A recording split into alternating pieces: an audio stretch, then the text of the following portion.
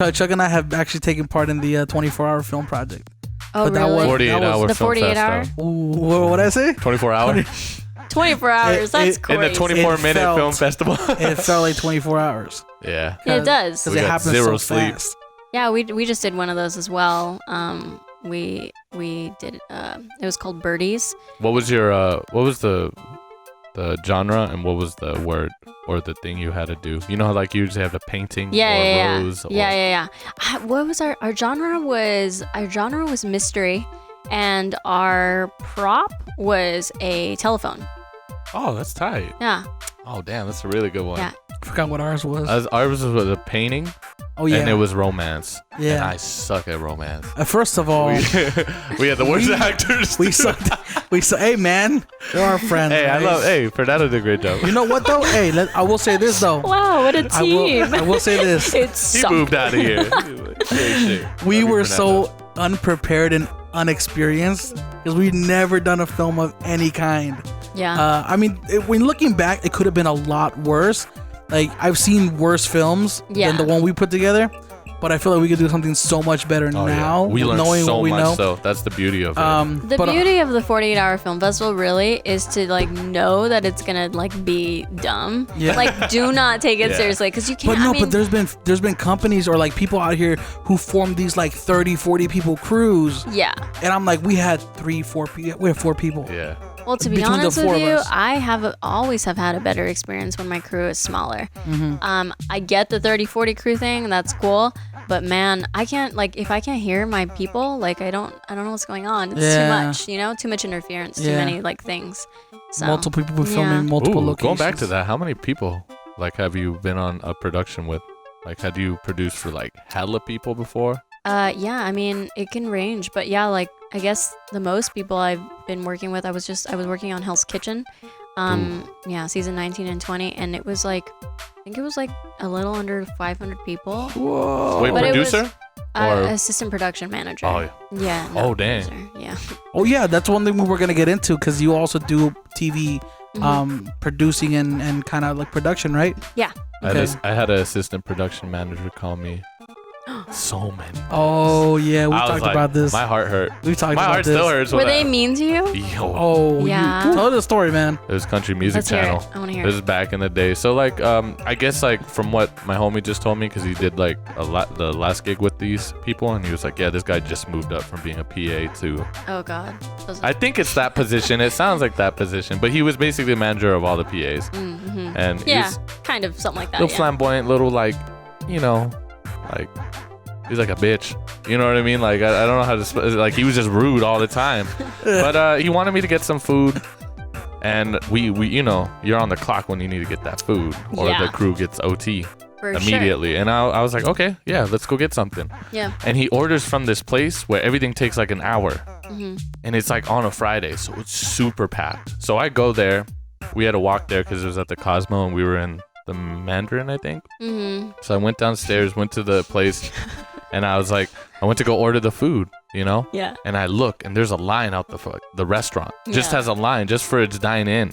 Yeah. So I try to cut everybody. I tell them like, yo, I'm in a rush right now, blah, blah, blah. Everybody lets me through. I talk to the guy. I'm like, hey, we put in an order. What's the time?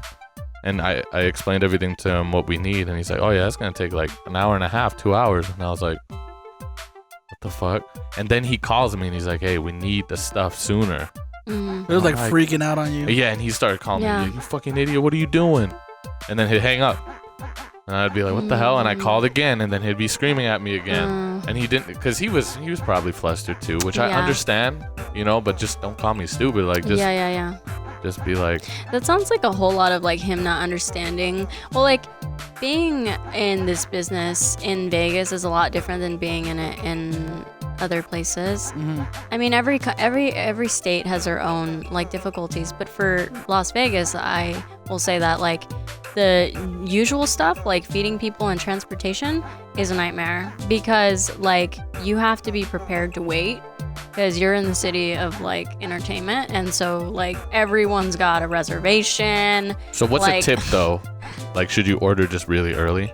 that, like, Yeah, the tip? no, 100%. Well, first of all, like on most sets, there's catering because you just it's cheaper, you know, and you don't want to ever fall into overtime because Right. you're gonna fall into overtime for like anywhere from like 15 to hundreds of people. That's a lot of money that you just spent on just not feeding them on time. Yeah. So like you get catering, and if you don't have catering, and if you're like, oh, I you know, I didn't realize that my shoot was gonna be 5 days, and now it is, and I only got catering for 3. Yeah, order in advance, order in the morning, and there's always like places that you know like are gonna be able to do it, catering. I mean, Cafe Rio, always a lifesaver for me.